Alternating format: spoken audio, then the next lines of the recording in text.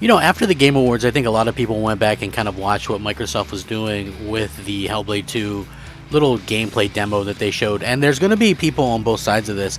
I even saw a Windows Central article that talked about how scripted it was and how they wished that Microsoft could just do third-person games the way that Sony does, you know, like the God of Wars, the Horizon Forbidden West, games like that, and that's very understandable. But I think it's baby steps. You guys remember that old What About Bob movie that was like the big deal on Netflix back when it just started, right? Everything was What About Bob. They didn't have their own content. It was just like old movies and things. But I think that the main key takeaway that I have from this is that it's baby steps for Microsoft because they have to get from point C to point Z, right? And so to get there, there's many points in between. And I think that that's something that people are going to have to kind of deal with. And on a positive note, bravo to them for actually having something like this in the works anyway, because before, dealing with such subject matter and such a dark tone and a violent game and things like that maybe wouldn't even be something Microsoft would deal with, and now they're allowing it and funding it. So that's some really good news. I want to get into just how good of graphically impressive this game is. So let's go ahead and get started. Hey there everybody, I'm the Crapgamer, and this of course is Crapgamer Reviews, your home for gaming news, opinions, reviews, and much more. You'll probably notice a few cool changes around here, but that shouldn't stop you from giving us a like and possibly even consider subscribing if you haven't already done so. Thank you so much for choosing to spend some of your free time with me today. It really does mean a lot. And hopefully you guys are all doing well. So anyway, when we're looking at Hellblade 2, right? I think Hellblade 2 is definitely one of the best looking games I've ever seen, if not the best looking game. Now, I do understand that, you know, it's not going to be everybody's cup of tea. And you know what? Listen to what I'm about to say. I'm not a Hellblade fan, right? I'm just not a Hellblade fan.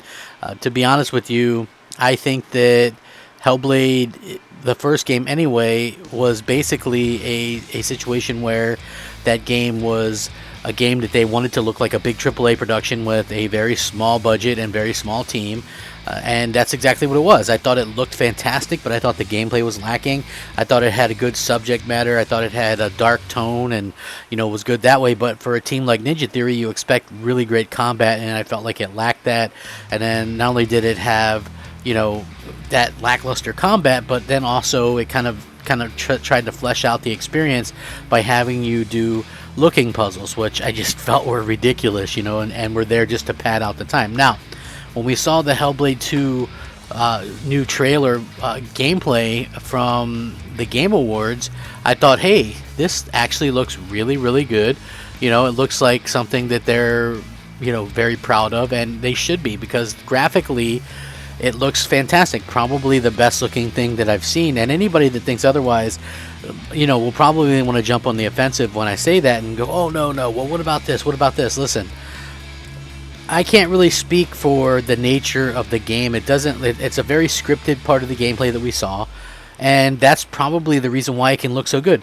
One of the reasons Gears of War, like Gears of War 5, looks so good is because it's, you know, a corridor type game, right? Like, yeah, there were some larger areas with the skiff and stuff, but for the most parts, like most of the firefights and stuff like that took place in the corridors and things like that. And when that happens, you can really go all out on graphics. Now, if you guys remember the God of War 3 on the PS3, that game was amazing graphically, right? Because everything that they wanted to show you, they were showing you in the camera angle. There was no way to look around with the camera or anything like that.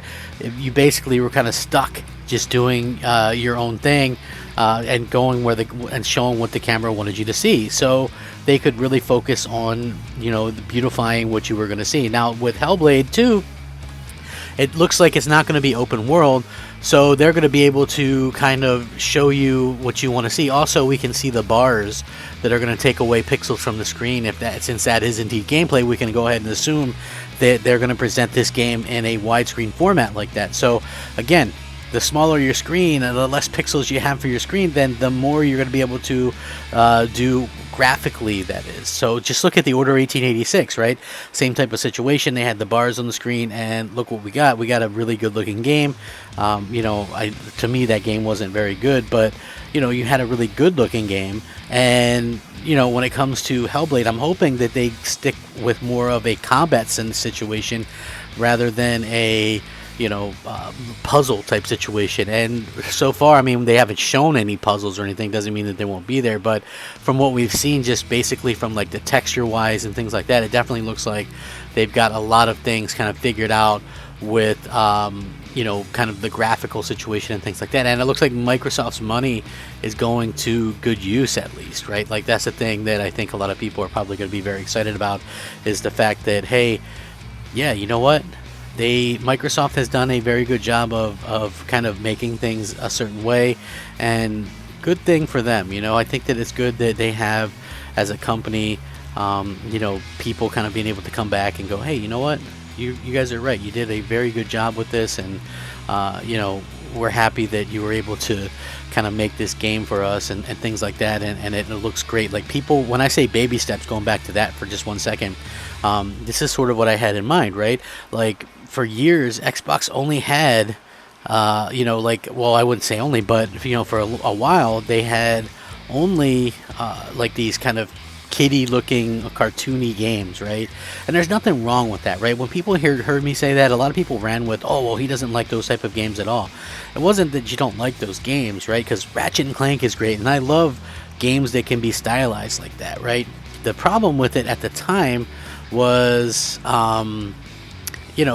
basically what you were kind of suffering with was every game they were doing. So it wasn't just like one game or whatever. It's like every game they were doing was pretty much a graphical art style like that. And the Groundeds, the Sea of Thieves, and I think Sea of Thieves looks great, right?